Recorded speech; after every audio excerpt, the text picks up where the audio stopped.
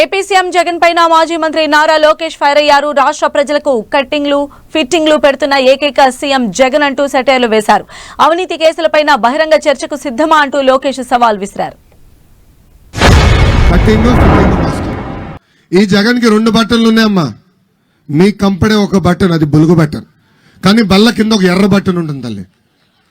బులుగు button నొక్కుతాడు తల్లి, 10 రూపాయలు అకౌంట్లో పడుతుంది. అదే క్షణం బల్ల కింద బటన్ నొక్కుతాడు, 100 రూపాయలు ఉష్యాన్ని పోతుంది. ఎలా పోతుందో కూడా చెప్పాలి కదా. 9 సార్లు కరెంటు ఛార్జీలు పెంచి బాధుడే బాధుడు. ఆర్టీసీ ఛార్జీలు 3 సార్లు పెంచి బాధుడే బాధుడు.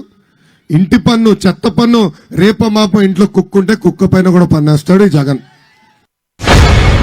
ఎవరు ఊహించిన విధంగా ఏ తప్పు చేయని చంద్రబాబు నాయుడు గారిని 53 రోజులు జ్యుడిషియల్ రిమాండ్ కూడా పంపించారు. మీరందరూ ఆలోచించండి. ఆయన అరెస్ట్ చేసిన రోజు 3,000 కోట్ల రూపాయల అవినీతి అన్నాడు. దాని తర్వాత 270 కోట్ల రూపాయల అవినీతి అన్నారు. ఇప్పుడు 27 కోట్ల రూపాయల అవినీతి అంటున్నారు. నేను ఈ సభాముఖ సవాల్ విసురుతున్నా. జగన్, నువ్వు టైం డేట్ చెప్పు. అవినీతి ఆరోపణలు నేను సమాధానం చెప్పేదానికి సిద్ధంగా ఉన్నావు. నువ్వు సిద్ధంగా ఉన్నావా? చంద్రబాబు నాయుడు గారు ప్రజలకి అహర్నిశలు సేవ అందించారు.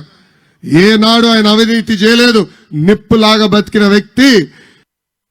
ప్రభుత్వ అధికారులు చట్టాన్ని ఉల్లంఘించి మన ఇబ్బంది పెట్టారో వాళ్ళందరి పేర్లు నా పుస్తకంలో ఉంది. ఈ పుస్తకం నేను ఎందుకు రాశానంటే, కొంతమంది అధికారులు మన ప్రభుత్వం ఏర్పడిన తర్వాత వేరే వాళ్ళ ద్వారా రికమెండేషన్ చేసుకుని పోస్టింగ్లకు వస్తారు. వాళ్ళ పేర్లు నేను మర్చిపోకూడదు కనుకనే పుస్తకంలో రాసి పెట్టుకున్నా. తప్పనిసరిగా జ్యుడిషియల్ ఎంక్వైరీ చేస్తాం. ప్రతిదీ వడ్డీతో సహా చెల్లించే బాధ్యత వ్యక్తిగతంగా నేను తీసుకుంటానని ఈ సభాముఖంగా కార్యకర్తలందరికీ నేను హామీ ఇస్తున్నా. ఏదైతే బాబు సూపర్ 6 కార్యక్రమం మనం చేపట్టాలనుకుంటున్నామో, మీ అందరికి ఒక కిట్ ఇస్తాం. ఆ కిట్ లో క్యాలెండర్లు ఉంటాయి, క్యాప్ ఉంటుంది, ఇట్లా సైకిల్ బ్యాడ్జ్ ఉంటుంది, చిన్న కార్డు కూడా ఇస్తాం. ఆ కిట్ ద్వారా, ఆ కిట్ తీసుకుని ప్రతి గడపకి మన బాబు సూపర్ 6 మేనిఫెస్టో తీసుకెళ్లాల్సిన బాధ్యత మీ అందరి పైన ఉంది. చేస్తారా? రెడీనా? ఈ కార్యక్రమానికి రెడీనా? పవన్ గారు కూడా చాలా స్పష్టంగా చెప్పారు, hello AP, bye bye YCP అని. ఆ బాధ్యత మనందరం భుజస్కంధాల పైన మోయాలి. కార్యకర్తలందరికీ మళ్ళీ చెప్తున్నా, మీ భవిష్యత్తు నా బాధ్యత.